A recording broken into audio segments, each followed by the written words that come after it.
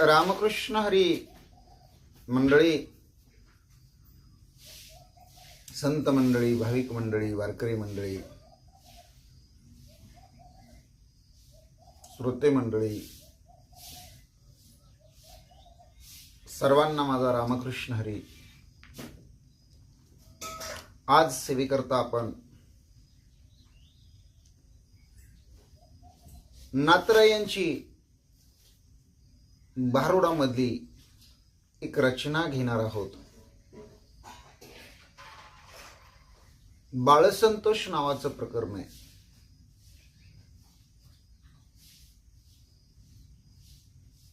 चव देहाची घेऊनी दीक्षा, आम्ही मागू कोरान्न भिक्षा. अलक्ष अनुलक्ष प्रत्यक्ष जनार्दन आम्हा साक्षा. बाबा बाळसंतोष. देही असोनी होऊ विदेही, काम क्रोध बांधू पायी. अशा मनीषा करू दिशादाही, मद मत्सर उडवू भाई. प्रपंचाची लावू निराख, तोडू जन्ममरणाचा पांग. एका जनार्दनी अनुराग, अक्षय संग संताचा. बाबा बाळसंतोष.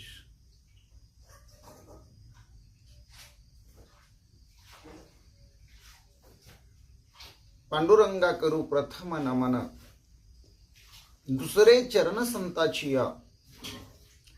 त्यांच्या कृपादाने कथेचा विस्तारू बाबाजी सद्गुरु दास तुका. भगवंताचं नामचिंतन करून आपण आपल्या सेवा कार्याला, परमसेवेला सुरुवात करीत असताना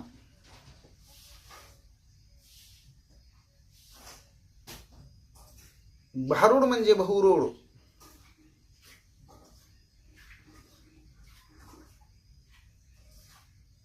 आणि या भारुडाचा मतितार्थ, भावार्थ, लक्षार्थ, वाच्यार्थ आपण थोडक्यात पाहणार आहोत.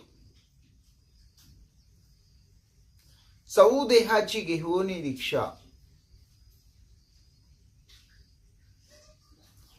शास्त्रामध्ये देहाचे 4 प्रकार सांगितले जातात आणि त्या देहापैकी कोणता तरी एक देह आपल्याला धारून करूनच यावं लागतं.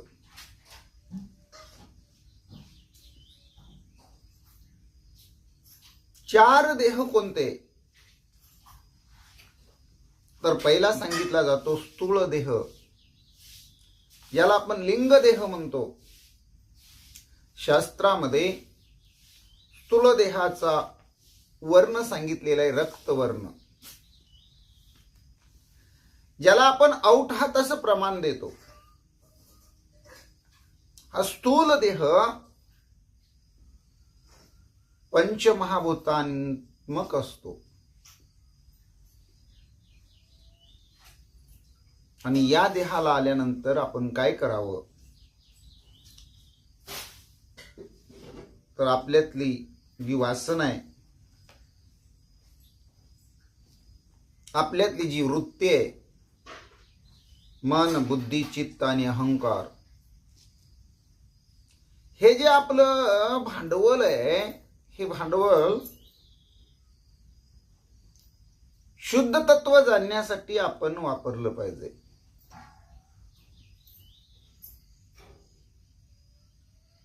आणि भक्ती कशी करता येईल हीच सोय जीवनात केली पाहिजे. चौ देहाची घेऊनी दीक्षा. पहिला सांगितला तुम्हाला स्थूल देह, दुसरा सूक्ष्म देह. सूक्ष्म देहामध्ये शास्त्रामध्ये सूक्ष्म देहाचा वर्ण सांगितला श्वेत वर्ण, आणि सूक्ष्म देह अंगुष्ठ प्रमाण सांगितलेलं आहे. म्हणजे शास्त्रामध्ये जे सांगितलेले 60,000 वाल्किल्य ऋषी, हे वाल्किल्य ऋषींचा जो देह आहे त्यांनी कोणत्या देहाची दीक्षा घेतलेली आहे? अंगुष्ठ प्रमाण देहाची.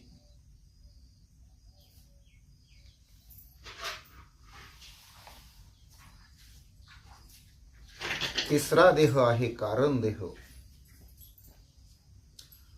शास्त्रामध्ये कारण देहाचा वर्ण सांगितलेला आहे श्यामवर्ण. त्याचं प्रमाण आहे अर्ध पर्व. आणि कारण देह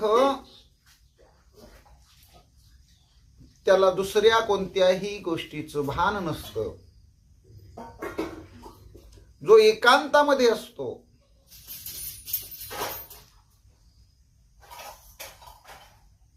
त्याला कारण देह म्हणतात.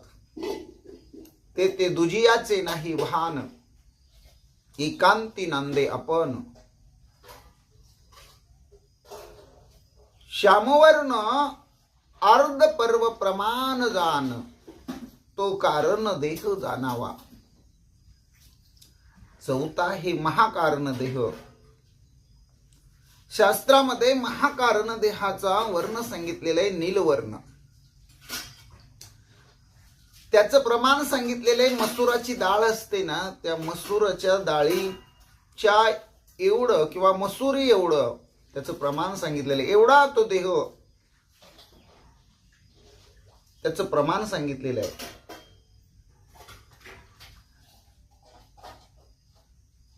महाकारण देह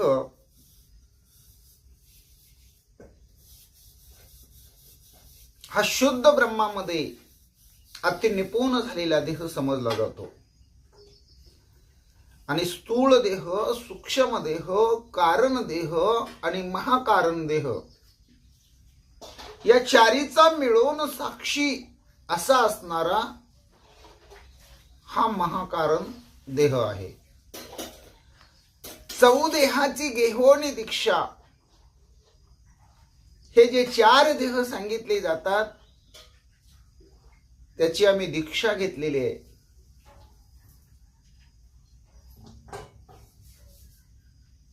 म्हणजे स्वीकार केलेला आहे.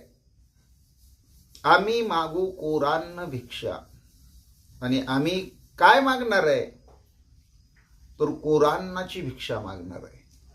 कोरान्न म्हणजे शुद्ध सात्विक आहार, मिळणार अन्न म्हणजे कोरान्न. कोरान्न म्हणजे काय? तर जिथं ज्ञान,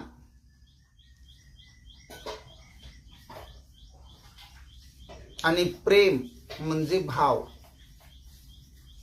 यांचा जिव्हाळा असतो, ज्याच्यातून भक्ती घडते, असं कोरान्न. त्या कोरान्नाची भीक आम्ही मागू. भीक मागणे, भिक्षा मागणे किंवा माधोगिरी मागणे म्हणजे काय करणे? तर आपल्याला जे लागतं पोटासाठी ते आहारापुरतं आपली झोळी घेऊन किंवा आपला पदर पसरून 5 घर इतरांची मागणं याला भिक्षा म्हणतात. आणि अन्न किंवा आहार घेत असताना त्याचेही विभाग सांगितलेले आहेत. अन्नाचे 4 भाग करावेत. एक प्राणी मात्रांना अर्पण करावा, मग पक्षी असेल, कुत्रा असेल, मांजर असेल, कावळा असेल, चिमणी असेल. एक भाग अग्नीला अर्पण करावा, एक भाग पाण्यामध्ये सोडावा, आणि उरलेला जो चौथा भाग आहे भिक्षा मागून आणलेला,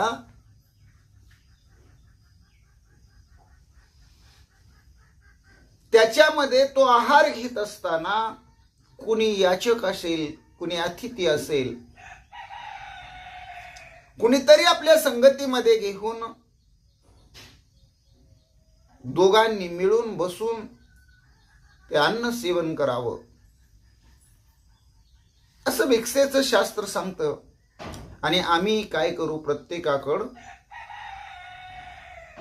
हीच भीक मागू की बाबांनो तुम्ही भक्ती करा,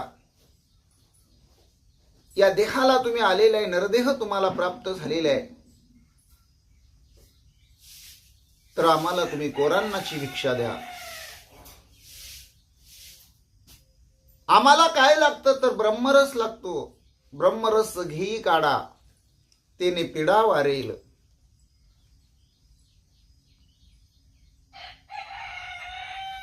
आणि म्हणूनच आम्ही या देहाला आलेलो आहे. जे अलक्ष्य आहे,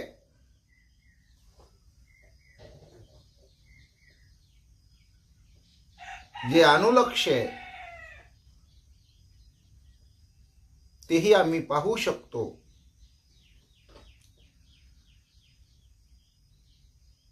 कारण प्रत्यक्ष जनार्दन आम्हा साक्ष, कारण प्रत्यक्ष भगवान परमात्मा हा आम्हाला साह्य आहे, आमचा साक्षी आहे. तो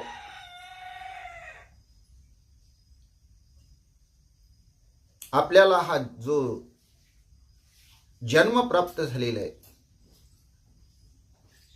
तो जन्म म्हणजे या जीवाला आत्म्यानं दिलेली दीक्षा आहे.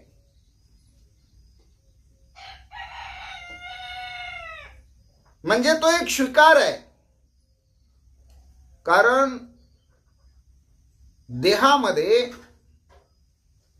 आत्मा असतो. ज्यावेळेस देह अन्न खातो त्या योगे आतला आत्मा आनंदित होतो, प्रफुल्लित होतो.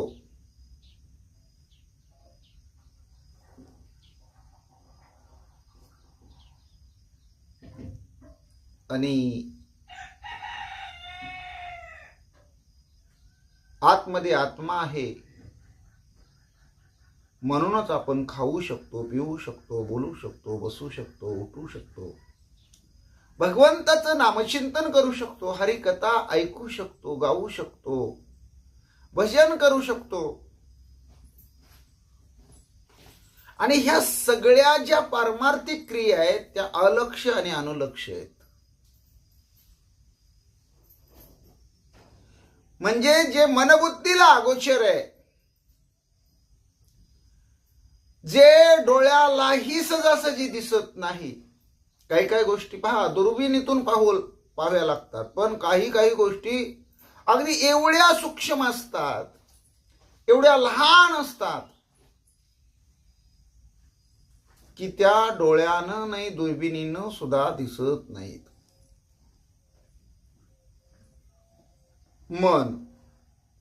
मन पाहायचंय. विज्ञानानं कितीही चांगली बनवलेली दुर्बीण असेल तर त्या दुर्बिणीतून मन दिसेल का? आपल्याला बुद्धी पाहिजे, आपल्याला आपलं अंतकरण पाहिजे, चित्तातले तरंग पाहिजेत. आपण बुद्धी, चित्त, अंतकरण, अहंकार हे त्या दुर्बिणीतून मोजण्याचा प्रयत्न केला किंवा पाहण्याचा प्रयत्न केला तर दिसत नाही. पण आम्ही ते सुद्धा पाहू शकतो. तिथपर्यंत आम्ही पोहोचू शकतो. कारण भगवंताचं जर नामचिंतन केलं तर हे वृत्तीचे जे चार असणारे प्रकार आहेत, ज्याला भांडवल म्हणतो आपण, मन, बुद्धी, चित्त आणि अहंकार, त्याला चित्त चतुष्ट म्हणतात शास्त्रामध्ये.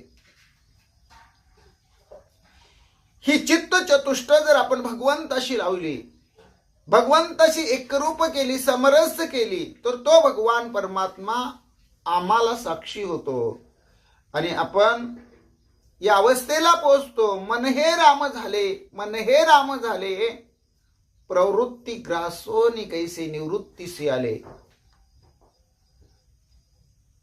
पण कधी होतो? भगवंताला विनंती करावी लागते, देवा आता ऐसा करी उपकार, देहाचा विसर पाडी माझ, तरीच हा जीव सुख पावेल माझा, बरे केशी राजा कळो आले. आणि एवढं होण्यासाठी काय करावं लागतं? तर नामाचं चिंतन अखंड भगवंताचं मुखातून आपल्या बाहेर पडावं लागतं. भगवंताचा ध्यास लागावा लागतो. नामाच्या चिंतने 12 वाटा पळती विघ्ने, आणि चिंतने चिंतने तद्रूपता या अवस्थेला पोहोचलं जातं. कंठी धरला कृष्ण म्हणे अवघा जनी प्रकाश. मग आपण या चौदेहाची दीक्षा घेऊन आलो असेल तर भक्तीचं, ज्ञानाचं,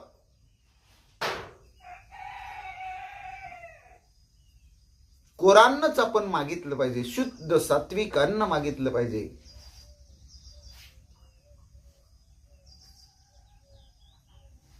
आणि मग भगवान परमात्मा आपल्याला साक्ष देतो, माझ्याच हृदयी भगवंत.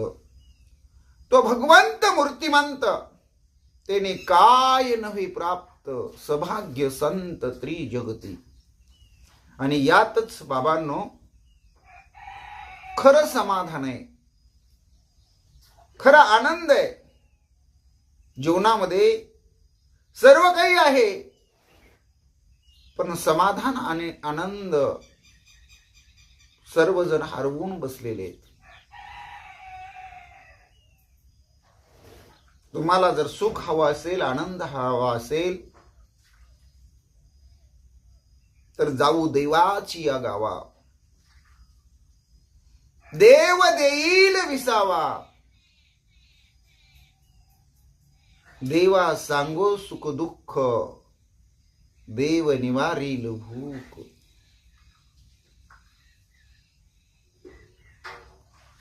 भगवंताच्या चरणाजवळ आपण गेलं पाहिजे, नतमस्तक झालं पाहिजे. दिवसेंदिवस आपल्या या दिनचर्येमध्ये नामचिंतनावर भर दिला पाहिजे. तरच जनार्दन म्हणजे जनाचं अर्धन करणारा आणि जनाचं मर्दन करणारा असा भगवान परमात्मा. म्हणजे जे 3 गुण आहेत, सत्व रज तम, त्या 3 गुणापासून 3 देव निर्माण झाले, ब्रह्म विष्णू आणि महेश. ब्रह्मदेव जगाची उत्पत्ती करतो, विष्णू पालन पोषण करतो, आणि महेश म्हणजेच भगवान शंकर संहार करतो, नाश करतो. पण हे सगळं जरी असलं तरी या 3 गुणाचा, ब्रह्म विष्णू महेशाचा सगळ्यांचं अर्धन करणारा, म्हणजे सगळ्यांना जन्माला घालणारा, सगळ्यांचं पालन पोषण करणारा, सगळ्यांचं मर्दन करणारा, जनाला तारून नेणारा आणि दुष्ट प्रवृत्तीच्या जनाला मारक असणारा असा महान देव म्हणजे आदि विष्णू. तो आम्हाला साक्षी आहे, तो आम्ही प्रसन्न करून घेतलेला आहे. आणि त्यामुळं आम्हाला खूप आनंद आहे. या देहाला आल्यानंतर आम्ही अगदी लहान लहान गोष्टीमध्ये, छोट्या छोट्या गोष्टीमध्ये आनंद मानायला शिकलो पाहिजे. देही आसोन होऊ विदेही, काम क्रोध बांधू पायी. आपल्या देहामध्ये शास्त्राने षड विकार सांगितलेले आहेत. काम, क्रोध, मद, मत्सर, दंभ आणि अहंकार. आणि शरीराच्या 6 अवस्था सांगितलेल्या आहेत. अस्ति, जायते, वर्धते, विप्रीन्मते, क्षीयते आणि नश्यते. आता ह्या ज्या 6 अवस्था आहेत, काम, क्रोध, मद, मत्सर, दंभ आणि अहंकार, हे षडविकार, याच्यातल्या काम आणि क्रोधाला पहिल्यांदा आपण आकळलं पाहिजे. आकळलं पाहिजे म्हणजे बांधलं पाहिजे. त्यांना मोकळं सोडून चालत नाही. कारण वासनेनं मन हा पती केलेला आहे. आणि मन हा पती केल्यामुळं त्या मन आणि वासनेला 12 संतान झालेली आहेत. त्या 12 संतानापैकी काम, क्रोध हे 2 जण आहेत. 6 मुली आणि 6 मुलं. काम, क्रोध, मद, मत्सर, दंभ आणि अहंकार अशा मनीषा, कामना, तृष्णा, भावना, इच्छा ह्या मुली आहेत.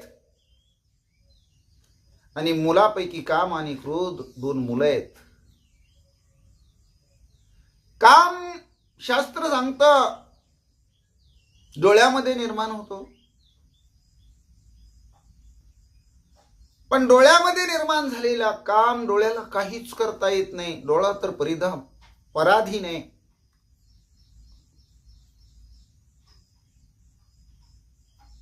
तो लगेच मनाचं सहाय्य घेतो. आणि डोळा आणि मन एकत्र झालं की काम हा विकार वाढतो. काम प्राप्त होण्यासाठी अडथळा आला की क्रोध निर्माण होतो. आणि काम आणि क्रोधामुळं पाप कर्म घडतात. कामी व्यक्तीला, क्रोधी व्यक्तीला काळवेळ कळत नाही, लाज नसते, कुणाची भीती ते बाळगत नाहीत. आपण कोणत्या स्तरावरून कोणत्या स्तराला चाललोय हे कळत नाही. त्याच्यामध्ये सत्वगुण नसतो, शील नसतं, काही नसतं.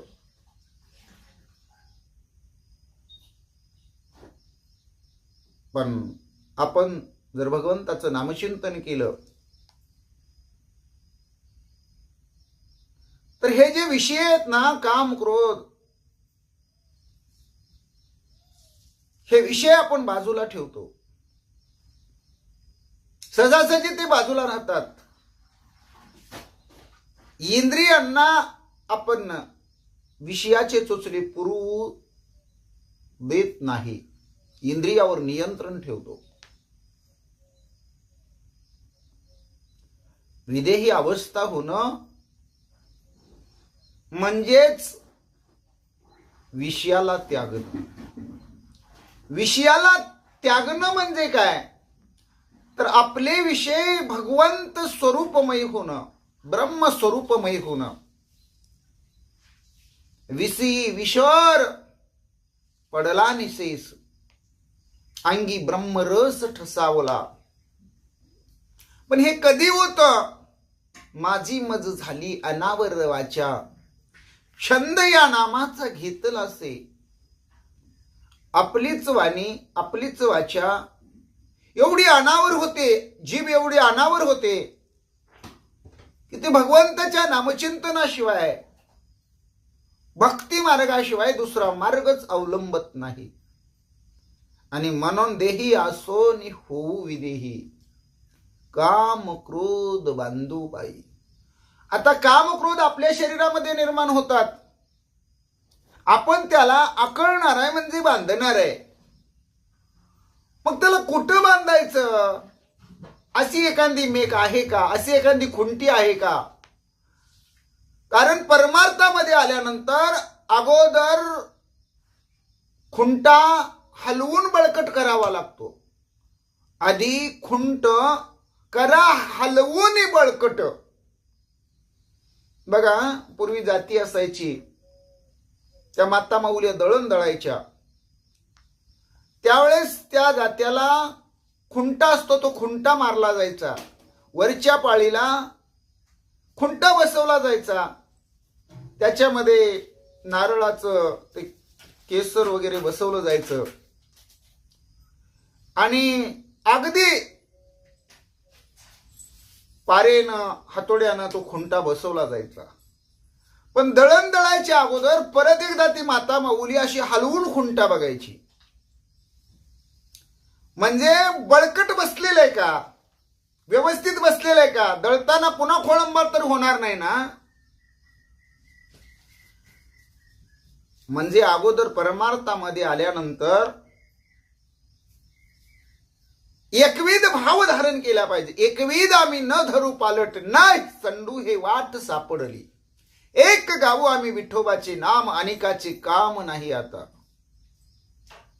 ही अवस्था आपली झाली पाहिजे. आणि हा काम क्रोध आहे ना, तो आपल्या पायात बांधला पाहिजे.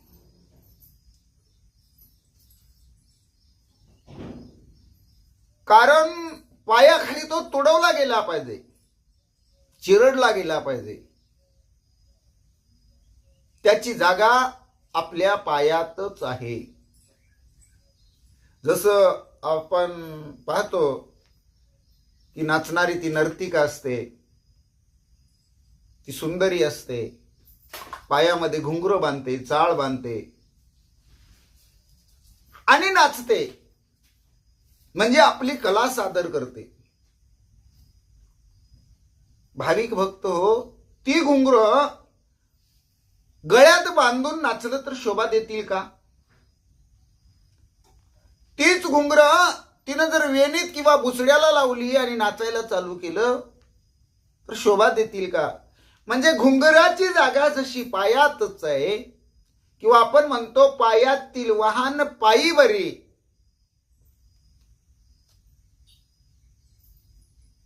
त्याप्रमाणे देहीच जर विदेही दशा व्हायची असेल तर हा काम आणि क्रोध आपण अगदी तत्परतेनं भक्तिभावानं आपल्या पायात बांधला पाहिजे. आणि त्यामुळं मग काय होतं, आपल्याकडे गर्व राहत नाही, द्वेष राहत नाही, आशा आपण कोणत्या गोष्टीची करत नाही.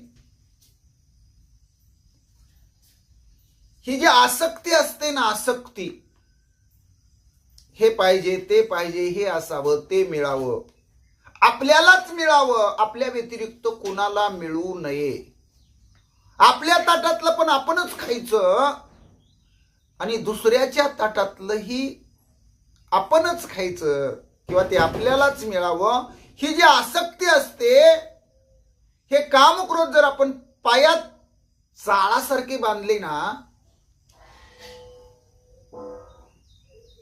तर ती आसक्ती दूर होते. कारण परमार्थ करत असताना आशा ही समूळ खणून काढावी, तेव्हाच तेने व्हावे घुसावी. आशा ही समूळ खणून काढली पाहिजे, त्याचं मूळच शिल्लक ठेवायचं नाही शरीरामध्ये. आशा मनीषा करू दिशा दाही, मद मत्सर उडवू भाई. ही आशा मनीषा ही आपल्याकडं आपली म्हणून त्यांच्या सवयी लावून घ्यायच्या नाहीत, त्यांना दाही दिशा मोकळ्या करून द्यायच्या. कारण तुकोबरा यांनीच म्हटलेले, जाई होतो माते न करी सायास, आम्ही विष्णुदास तैशे न हो. आता कुणी कुणी अर्थ सांगताना काही सांगतात. तुकोबरायाकडे एक महिला पाठवली, ती तुकोबारायांना मला पत्नी करून घ्या म्हणू लागली, आपली सहचार्यानी बनवा म्हणू लागली. पण तुकोबारायांनी सांगितलं, आम्ही विष्णुदास आहे, आम्ही भाविक भक्त आहे. परस्त्री आम्हा रखुमाई समान, गेले हे नेमून ठाईचेची. परस्त्री आमची आई समान आहे. नुसती आई समान नाही, पांडुरंगाची जी रुक्मिणी माता आहे ना, त्या रुक्मिणी माते समान आम्ही परस्त्रीला मानतो. परस्त्री ही आमच्या हृदयामध्ये आदराचं स्थान आहे असं सांगतात. तेही योग्य आहे. पण आशा, मनशा, कामना, तृष्णा, इच्छा, वासना ह्यांना दाही दिशेला पळवून लावलं पाहिजे. प्रपंच म्हणजे तरी काय आहे?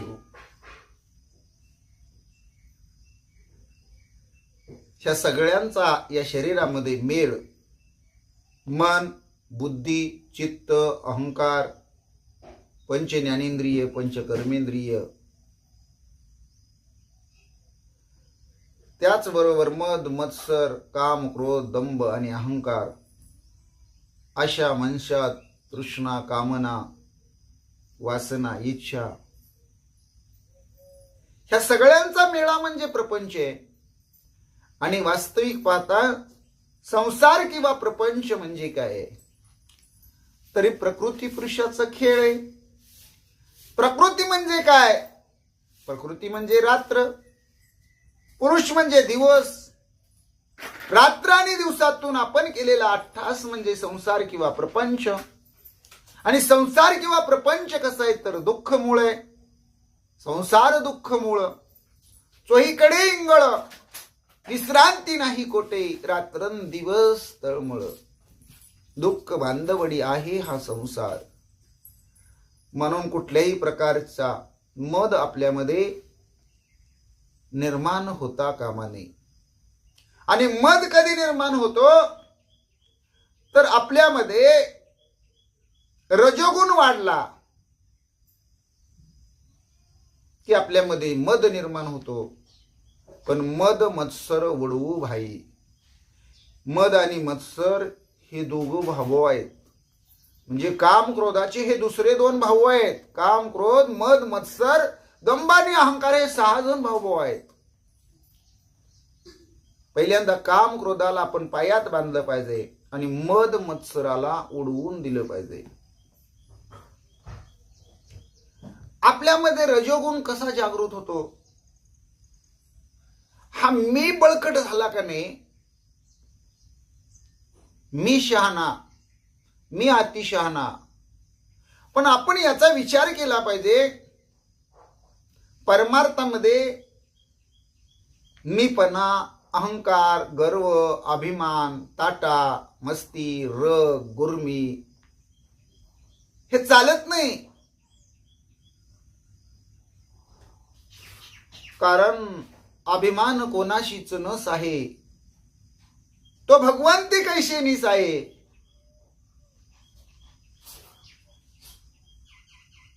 तिळ भरी जरी होय अभिमान, मेरुत तो समान भार देवा. आणि त्यामुळं आपल्यात रजोगुण आपण वाढू दिला नाही पाहिजे. रजोगुणामुळं आपल्यामध्ये मद वाढतो आणि तमोगुणामुळं आपल्यामध्ये मत्सर वाढतो. म्हणजे आपण दुसऱ्याचा हेवा करतो, दुसऱ्याला कमी लेखतो, दुसऱ्याला जुमानत नाही, कुणाला मानत नाही. हे तमोगुणाचं लक्षण आहे. त्यामुळं आपल्यातला रजोगुण आणि तमोगुण यांची जवळीकच आपण करायची नाही.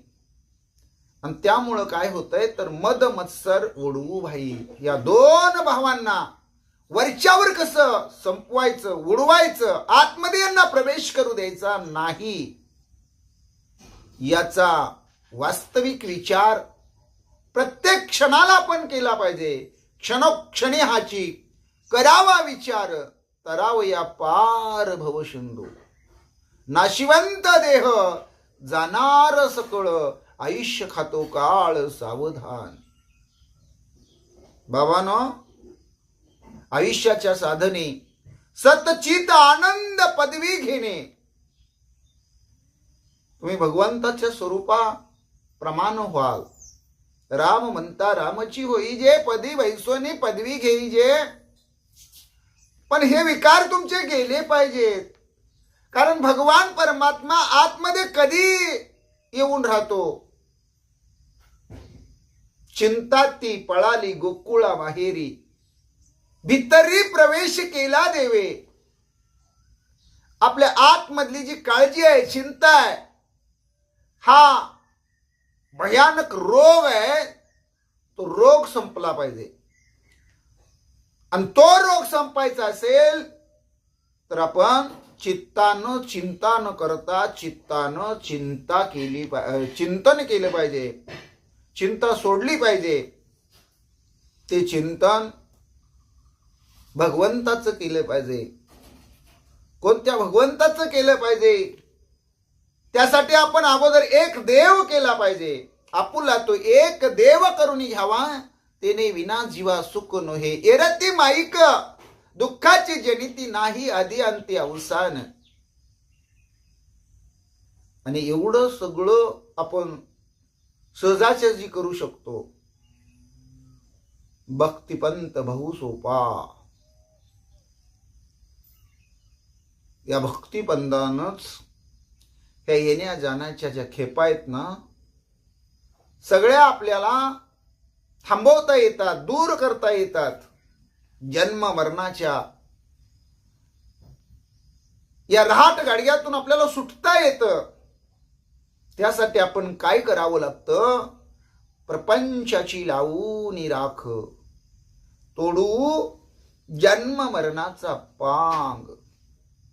जन्म मरण हे हेलपाटे चुकवायचे असतील, जन्मलं की मरायचं, मेलं की पुन्हा कुठल्या तरी असणाऱ्या योनीमध्ये जन्माला जायचं, पुन्हा तिथं मरायचं, पुन्हा दुसऱ्या योनीमध्ये जन्माला जायचं. म्हणजे लक्ष 84च्या ज्या हे फेऱ्या आहेत ना, ह्या योनी आहेत ना, याच्यातून या दुःख यातनेतून जर सुटायचं असेल, प्रपंचाची लावून राख.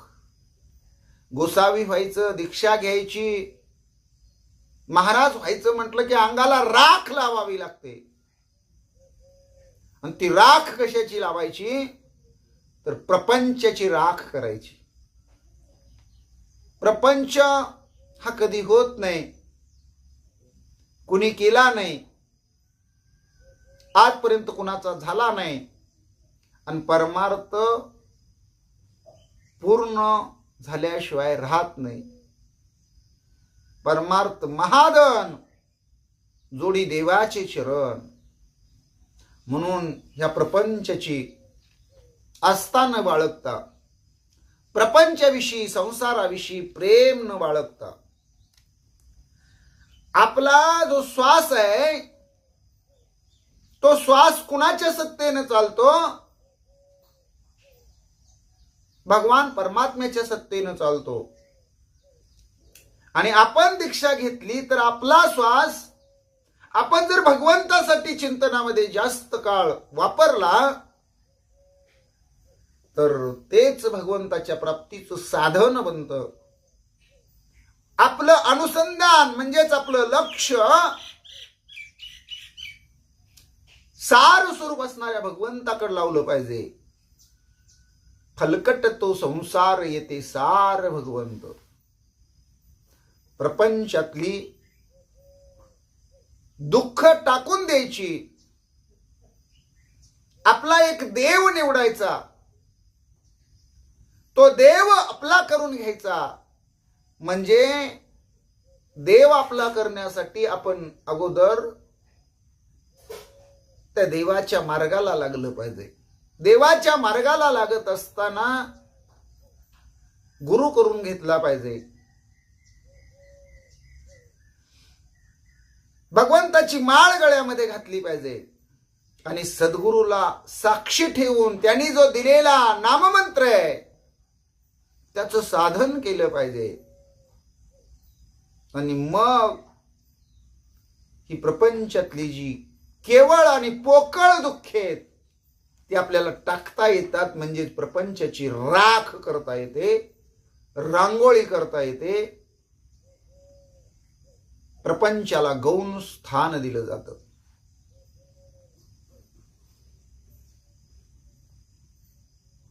एकदा पार्वती माता कैलासामध्ये शिवशंकराच्या सानिध्यात असताना भगवान शंकराला विचारता. काय विचारतात? पार्वती माता म्हणतात, देवा उगीच बसून तुम्ही काय करता हो? ते म्हणले, तुला उगीच बसलेलं दिसतोय, मला काम नाही म्हणून काम करतोय असं तुला वाटते का? अगं पार्वती, मी जप करतोय, मी साधन करतोय. मग भगवान परमात्मा आदिदेव महादेव हे साधन करत असतील, जप करत असतील, हरी हरी हा मंत्र शिवाचा, म्हणती जे वाचा तया मोक्ष. आपलं साधन आपण करत असताना आपण पाहायला शिकलं पाहिजे, आपण देहाला आलो असलो तरी आपण देह नाही, आपण आत्मस्वरूप आहोत. आणि आत्म्याला कुठल्याही प्रकारचं बंधन नाही, आत्मा मुक्त आहे. त्यामुळं आपली अवस्था जरी देहामध्ये असली तरी विदेही आहे, देहापासून वेगळी आहे. या अवस्थेला आपण पोहोचलो पाहिजे. आणि या अवस्थेला पोहोचलं की मग ज्ञान मार्ग, भक्ती मार्ग याचा ओलावा असलेलं शुद्ध सात्विक कोरांना आपल्याला प्राप्त होतं. आपल्याला भिक्षा म्हणून मिळतं. त्यासाठी आपण प्रपंचाची राख करायला शिकलो पाहिजे. म्हणजेच दुःखरूप संसार आहे ना, तिथं सुख शोधण्याचा खोटा प्रयत्न आपण करतो ना, तो सोडून द्यायचा. आणि जिथं खरं सुख मिळतं, सुखरूप ऐसे तुझे कोण सांगा, माझ्या पांडुरंगा सारी खेते. त्या भगवान परमात्मा पांडुरंगाच्या चरणी लागलं की खरं सुख काय आहे. सर्व सुखाचे आगर बाप रखुमा देवीवर, सर्व सुखाचा आगर हुबा आसे विठेवर. अशा विठेवर असणाऱ्या भगवंताला आपण शरण गेलं पाहिजे. का गेलं पाहिजे? तर तो आपली वाट पाहत आहे. वाट पाहे उभा भेटीची आवडी, कृपाळू तातडी उतावेळ. उतावेळ झालेला आहे तो आपल्या भक्तांना भेटण्यासाठी. माझे भक्त, माझे साधक, माझे वारकरी, माझे माळकरी कधी एकदा येतील, कधी एकदा माझ्या चरणावर मिठी मारतील. मी कधी एकदा त्यांना मुक्त करून टाकेन, त्यांना मोक्ष देईन, त्यांना बंधनात अडकू देणार नाही. या 184च्या फेऱ्यातून मुक्त करीन म्हणून भगवान परमात्मा स्वतः विटेवर उभा राहून वाट पाहत आहेत. उतावेळ झालेले आहेत.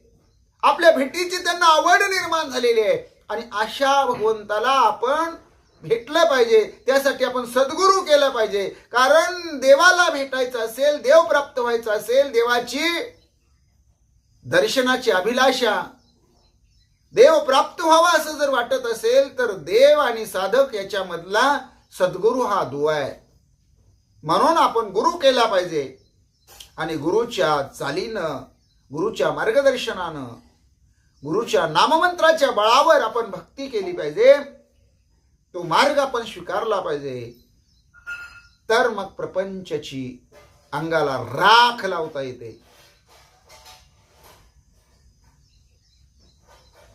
प्रपंच सोडून चालत नाही. कारण या या संसारा वेगळं, या जगा वेगळं आपण नाही, या लोका वेगळं आपण नाही. त्यामुळे प्रपंच सोडून चालत नाही, प्रपंचातली माया सोडावी लागते. आणि त्यावेळेसच जन्म मरणाचा पांग फिटतो. ही अवस्था आपल्याला प्राप्त होते, असं शांतिवर्म एकनाथ महाराज आपल्या बाळ संतोष या प्रकारच्या बहुरूढी भारुडातून सांगतात. एका जनार्दनी अनुराग अक्षय संग संताचा, बाबा बाळ संतोष. एका जनार्दनी अनुराग. आपल्याला प्रपंचाची राख करायची असेल, प्रपंचाचा त्याग करायचा असेल तर भक्ती ते नमन वैराग्य तो त्याग, ज्ञान ब्रह्मी भोग ब्रह्मतनु, ब्रह्मतनु आपलं शरीर बनवायचं असेल तर भक्त ऐसे जाना जे देही उदास, गेले आशापास निवारोनी, विषय तो त्यांचा झाला नारायण, नावडे जनधन माता पिता. त्याला भगवंताशिवाय, भगवंता वाचून काहीच आवडलं नाही पाहिजे. आणि प्रपंचाविषयीचा अनुराग मनामध्ये निर्माण झाला पाहिजे. प्रपंचाबद्दल मनामध्ये पश्चाताप निर्माण झाला पाहिजे. आणि पश्चातापेन पापे दग्ध म्हणतात. आतापर्यंत केलेली पाप कर्म पश्चाताप झाल्यामुळं जळून भस्म होतात. पश्चाताप झाल्यानंतर संसाराचा मुखातून नामचिंतन बाहेर पडतं, भगवंताचा ध्यास लागतो अंतकरणाला, भगवंताची आवड निर्माण होते. आणि या अनुरागातून भगवंताबद्दल प्रपंचाचा अनुराग निर्माण झाला, प्रपंचाचा आपण द्वेष करायला लागलो तरच भगवंताची आवडी निर्माण होते. आणि आवडे देवासी तो ऐका प्रकार म्हणतात. नामाचा उच्चार रात्रंदिन, तुळशी माळ गळा, गोपी चंदन टिळा, हृदयी कळवळा वैष्णवांचा. वैष्णवाबद्दल, भाविकाबद्दल, सज्जनाबद्दल, संत महंताबद्दल, ग्रंथाबद्दल अंतकरणामध्ये आदर असणं, प्रेम असणं, हेच देवाला आवडतं. गळ्यामध्ये तुळशीची माळ असावी, कपाळाला गंध बुक्का असावा. आणि मुखातून, अंतकरणातून, आपल्या वृत्तीनं मनबुद्धी चित्त अहंकार या चारीलाही हे जे भांडवल आहे आपलं मन, बुद्धी, चित्त, अहंकार, हे भांडवल भगवंताच्या भक्तीचा प्रचार आणि प्रसार करण्यासाठीच गुंतवलं पाहिजे. आणि त्यासाठी काय केलं पाहिजे हो? देवाची आवड निर्माण व्हायची असेल, भक्ती मार्गामध्ये, परमार्थामध्ये आपली भक्ती शक्तिरूपानं वाढायची असेल, आपल्याला भगवंताचा साक्षात्कार व्हायचा असेल, अक्षय संग संताचा, संत मंडळीचा तुम्ही संग करा. कारण संताचे संगती मनोमार्ग गती, अकळावा श्रीपती येणे पंते. सुख येत हेची ठाई, बहुपायी संताचे. तुम्हाला सुख पाहिजे असेल, समाधान पाहिजे असेल तर अक्षय, जोपर्यंत तुमचा नाश होत नाही, जोपर्यंत तुमचा जीवात जीव आहे, जोपर्यंत तुम्ही जिवंत आहात, तनु मनो जीवे चरणाशी लागावे. अत्यंत आवडीनं, भावनेनं भगवंताचं नामचिंतन करावं, संताची संगत करावी. आणि संताची संगत केली तर भगवंताला आपलंसं करता येतं. हा एकच मार्ग आहे, दुसरा मार्ग नाही. तुम्ही संताचा, महाराजांचा, बुवा लोकांचा, वारकऱ्यांचा, माळकऱ्यांचा, वैष्णवांचा द्वेष करत असाल, मत्सर करत असाल, त्यांच्याबद्दल तुमच्या मनामध्ये क्रोध असेल, तर तुम्ही पारमार्थिक नाही. तुम्हाला कधीही देव भेटी होणार नाही. अहो, साधा देव भेटीचा वारा सुद्धा तुमच्या जवळून जाणार नाही. त्यामुळं अक्षय संग संताचा, नात्रया म्हणतात, तुम्ही संताची संगती करा. आवडीनं भावे हरिनाम घ्या, कारण आवडीनं भावे हरिनाम घेसी.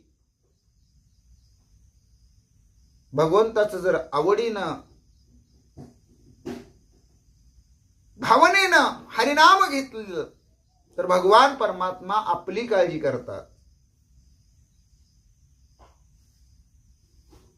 नको करू खेद कोणत्या गोष्टीचा, कोणत्या गोष्टीचा खेद करायचा नाही, कारण पती लक्ष्मीचा जाणत असे. अरे भगवान परमात्मा जाणतोय, तू कशाला काळजी करतोय? तू फक्त काय कर, तुझ्या हातात जे आहे, तुझ्या हातात काय आहे तर संताची संगती करायची. आवडीनं मनोभावे भगवंताचं नामचिंतन करायचं, चरणाला लागायचं, भगवंताची प्रार्थना करायची, पूजा अर्चा करायची. हे तुझ्या हातात आहे. आणि म्हणून तू काय कर तर अक्षय संग संताचा कर. आवडीने भावे हरिनाम घेशी, तुझी चिंता त्याशी सर्व आहे. नको करू खेद कोणत्या गोष्टीचा, पती लक्ष्मीचा जाणत असे. सकळ जीवाचा करीतो सांभाळ, तुझ मोकलील ऐसे नाही. अरे देव सगळ्या जीवांचा सांभाळ करणारा, पालन पोषण करणारा असा भगवान परमात्मा आहे. भगवंताच्या अर्धांगिनी रुक्मिणी माता पांडुरंगाला एकदा विचारतात, भगवंता, या सृष्टी तलावर जेवढे जेवढे जीव आहेत त्या सगळ्यांचं तुम्ही दररोज पालन पोषण करता का हो?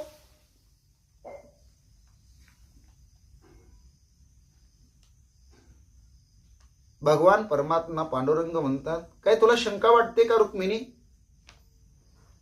म्हणजे काहीतरी तुझ्या मनामध्ये आला असेल म्हणूनच तू असा प्रश्न केला असेल ना? नाही हो म्हणले, मला थोडं काही काही अशक्य गोष्टी वाटतात म्हणले. कारण तुमच्यासाठी ब्रीद आहे म्हणले. सकळ जीवाचा करीतो सांभाळ, सगळ्या जीवाचा सांभाळ करणारा भगवान परमात्मा पांडुरंग. मग तुम्ही सगळ्याला खाऊ पिऊ घालता? अगं खाऊ पिऊ घालतो असं नाही रुक्मिणी. जोपर्यंत प्रत्येक जीव निदान एक वेळा तरी अन्न भक्षण करत नाही, भोजन करत नाही, तोपर्यंत मीच जेवण करत नाही. काय हो म्हणले? बघा ना म्हणले, तुम्ही बोलता बोलता काय बोलून जाता हेही तुमच्या लक्षात राहत नाही का हो देवा? अगं रुक्मिणी, मी खरंच सांगतोय म्हणले, तुला कशी काय शंका वाटते? बघा म्हणले, मी तुमची परीक्षा घेईन. घे म्हणले, जरूर घे. आणि रुक्मिणी मातानं भगवंताची परीक्षा घ्यायची ठरवलं. बघा म्हणले, तुम्ही कोणीही उपवाशी राहिलं, एक जीव जरी उपवाशी राहिला तरी भोजन करत नाही ना देवा? तुम्ही नैवेद्य भक्षण करत नाही ना देवा? हो म्हटले. यात काय संदेह आहे? यात काय शंका आहे? यात काय संशय आहे? आणि संशय फार वाईट असतो रुक्मिणी. कारण गीतेमध्ये भगवान श्रीकृष्णाने सांगितलेले तेच माऊली महावैष्णव ज्ञानेश्वर महाराजांनी आपल्या ज्ञानेश्वरीमध्ये भगवद्गीतेमध्ये सांगितलेले, मनोनी संशयाहुनी थोर अनेक पाप नाही घोर, ही विनाशाची वागूर प्राणी अशी. आणि भगवान परमात्मा सगळ्यांचं पालन पोषण करतो. रुक्मिणी मातेनं काय केलं? बाजारामध्ये एक चुन्याची डबी मिळते, ती चुन्याची डबी मागवली. अगदी घट्ट टोपण असलेली, फिट्ट टोपण असलेली, नवी कोरी चुन्याची डबी. म्हणजे ज्याच्यामध्ये आपण नंतर चुना घालतो किंवा भरतो आणि ती चुन्यासाठी वापरतो, अशी डबी मागवली. आणि त्या डबीमध्ये माऊली रुक्मिणी मातेनं एक मुंगी धरली आणि तिच्या त्या आणलेल्या डबीमध्ये कोंडली. आणि माऊलीनं ती जी डबी आहे चुन्याची, जिच्यामध्ये मुंगी कोंडलेली आहे, ती आपल्या कमरेला कंबळामध्ये खोवली. जे लुगडं असतं,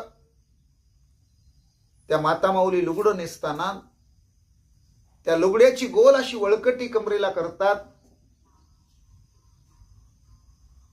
त्याला कंबळ हा शब्द वापरलेला आहे. आणि त्या कंबळामध्ये,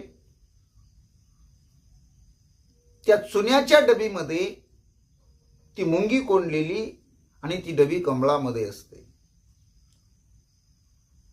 आणि मग भगवान परमात्मा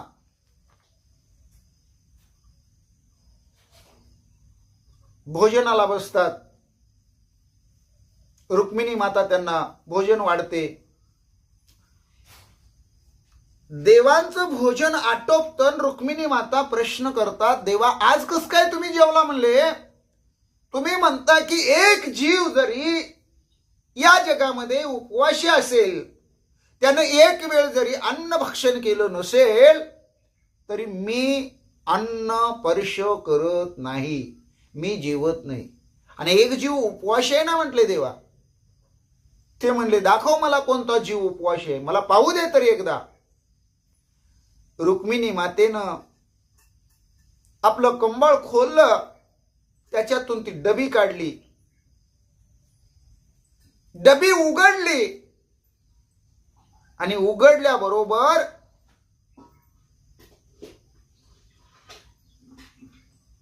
ती मुंगी पाहिली. बघा म्हटले देवा, ही मुंगी उपवास आहे ना म्हणले या डबीमध्ये.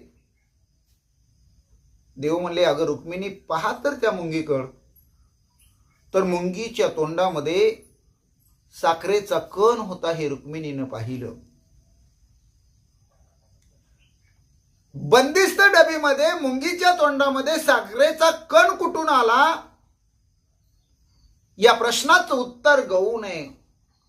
यालाच म्हणतात भगवंताची लीला, यालाच म्हणतात देवाचा चमत्कार. देवाची करणी नारळात पाणी. मला हे सांगायचं का होतं, तर सकळ जीवाचा करीतो सांभाळ. आणि त्याच्या पुढचं चरण आहे, तुझं मोकलीला आयुष्य नाही. मग देव तुझा अंगीकार करतो, तो तुला कसा मोकलून दूर करेल, तुझी कशी उपेक्षा करेल, कसा रागराग करेल. फक्त तू काय कर, आवडीनं भावनेनं भगवंताचं नामचिंतन कर, हरिनाम घे. हरिनाम घेतलं की काही अडचण पडत नाही. घेता नाम विठोबाचे, पर्वत जळती पापाचे.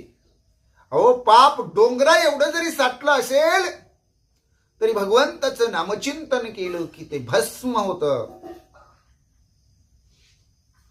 पण एकनाथ महाराज म्हणतात, मी माझ्या गुरुवर्यांना शरण आहे. प्रपंचाचा मनामध्ये अनुराग झाला पाहिजे, भगवंताविषयीचं प्रेम वाढलं पाहिजे, संताची संगत केली पाहिजे. यातच खरं जीवनाचं सुख आहे, आनंद आहे.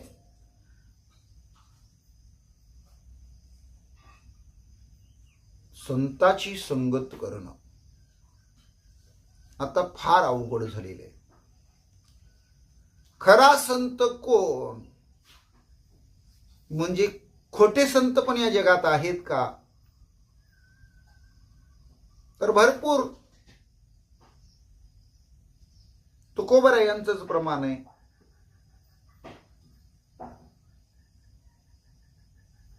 ऐसे संत बहुत कलित. कलियुगात असे बहुत संत आहेत, ज्यांच्या भांग भुरका हे साधन, पची पडे मद्यपान. मद्यपान करणारी, नशा करणारी, असे भरपूर भरपूर भरपूर पांढरी कपडे घालणारे, पंचा वापरणारे,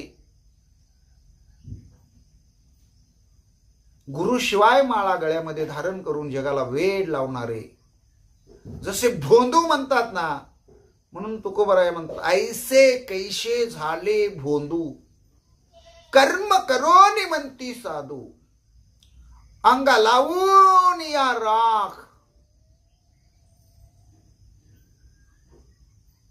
डोळे झाकोनी करती पाप. अंगाला राख लावून जगाला फसवण्याचे धंदे करतात. जसं मांजर डोळं मिटून दूध पितं, त्या मांजरीला वाटतं आपल्याकडे कुणी पाहत नाही, तसं हे साधू लोक, भोंदू लोक मावेच्या मैंदासारखी वागतात.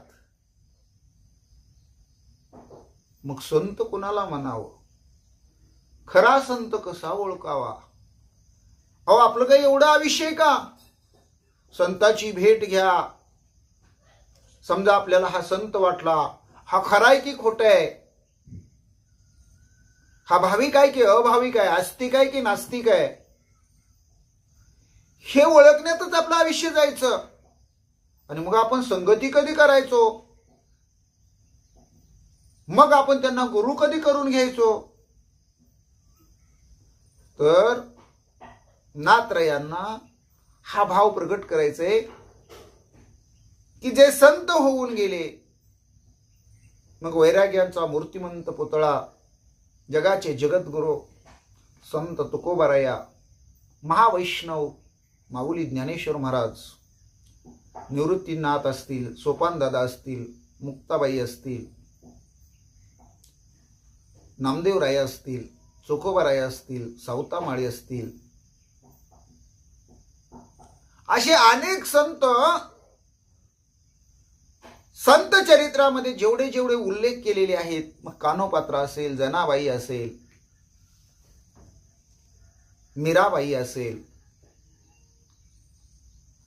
एकनाथ महाराज, हे जे संत होऊन गेलेले आहेत ना, यांची तुम्ही संगती करा. ह्या डुप्लिकेट किंवा वास्तव संताची भेट घेण्यात तुमचं आयुष्य खर्ची पाडू नका. आजकाल पैशाला 500 बुवा झालेले आहेत, कुणी उठायला लागलेलं आहे आणि हेच क्षेत्र निवडायला लागलेले आहे. क्षेत्र चांगलं निवडून कर्म वाईट करायला लागलेली आहेत. आणि परमार्थामध्ये हेच मुख्य तत्व आहे की वाईट माणसानं वाईट कर्म केलं म्हणजे पापकर्म केलं तर त्याला दोष लागत नाही, पण सज्जनानं संतानं जर वाईट कर्म केलं तर त्याला महापाप लागल्याशिवाय राहत नाही. म्हणून तुम्ही बाकीचे संत हुडकत बसू नका, बाकीच्या मध्ये कोणामध्ये संत पाहू नका. जी ही पूर्वी संत मंडळी होऊन गेलेली आहे, जी संतांची मांदियाळी आहे, त्यांना आपलं गुरु माना. त्यांनी जो गाथा रूपानं, ज्ञानेश्वरी रूपानं, रामायणाच्या रूपानं हा जो ग्रंथांचा पारमार्थिक भांडवलाचा पसार आहे तो स्वीकारा. आणि ग्रंथ हेच आपले खरे गुरु आहेत, संत हेच आपले खरे देव आहेत, ईश्वर आहेत.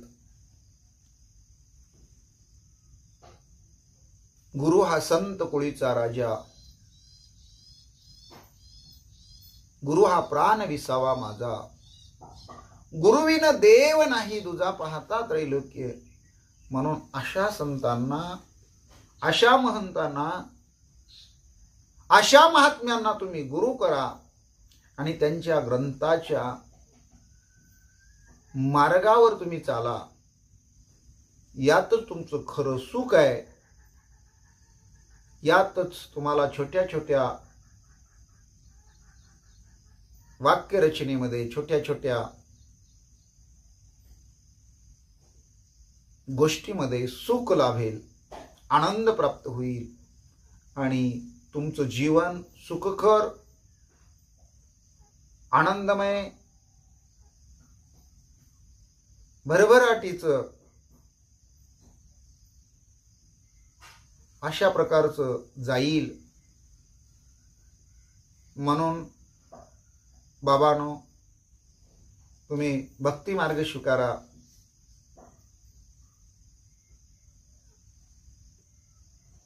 नामस्मरण करा, नामचिंतन करा. भक्ती, ज्ञान आणि उपासना समजावून घ्या. कुकर्मापासून दूर राहा. सत्कर्म करायला विसरू नका. दानधर्म करा, तीर्थयात्रा करा, नामचिंतन करा, पंढरीची वारी करा, भगवंताची व्रत वैकल्य करा. संसारामध्ये न जास्त गुंतता किंवा संसारामध्ये जास्त वेळ न घालवता आपला वेळ परमार्थामध्ये खर्च करा. यातच खरा आनंद आहे. संतांचं वाङ्मय, संतांची ग्रंथ अभ्यासा. यातच तुम्हाला खरा आनंद, खरी भगवंताची प्राप्ती आहे, असं शांतीब्रह्म एकनाथ महाराज आपल्याला सांगतात. मज पामराशी काय थोरपण, पायीची वाहन पायी बरे. चुकून जर माझ्याकडून काही बोलता बोलता चुकीचे शब्द निघाले असतील तर तुम्ही माझ्यासाठी मायबाप आहात. तुम्ही माझ्यासाठी गुरुस्थानी आहात. कारण प्रत्येक व्यक्ती जी जी मला भेटते त्या व्यक्तीकडून मी काही ना काहीतरी शिकत असतो. काही घेता येत असेल ते घेत असतो. आपल्यातले काही विकार असतील ते टाकता येत असतील तर टाकण्याचा प्रयत्न करतो. म्हणून तुम्ही सर्वांनी मला मार्गदर्शित करण्यासाठी माझं गुरु बनावं. तुम्ही नेहमीच श्रेष्ठांच्या स्थानी आहात, ज्येष्ठ आहात, वरिष्ठ आहात, मार्गदर्शक आहात. आणि आपल्यालाही भगवान परमात्मा भक्ती मार्गामध्ये अधिकाधिक उन्नतीसाठी, प्रगतीसाठी, उच्च स्थानावर, उच्च अधिष्ठानावर प्राप्त होण्यासाठी बुद्धीला चालना देवोत. तुमची वाचा भगवंताच्या नामचिंतनामध्ये अनिवार्य हो, हीच भगवतचरणी प्रार्थना करतो आणि आजच्या परमसेवेमध्ये माझ्या वाणीला पूर्ण विराम देतो. विठ्ठल विठ्ठल विठ्ठल विठ्ठल विठ्ठल विठ्ठल विठ्ठल विठ्ठल विठ्ठल विठ्ठल विठ्ठल विठ्ठल विठ्ठल विठ्ठल विठ्ठल विठ्ठल विठ्ठल विठ्ठल विठ्ठल श्री विठ्ठल.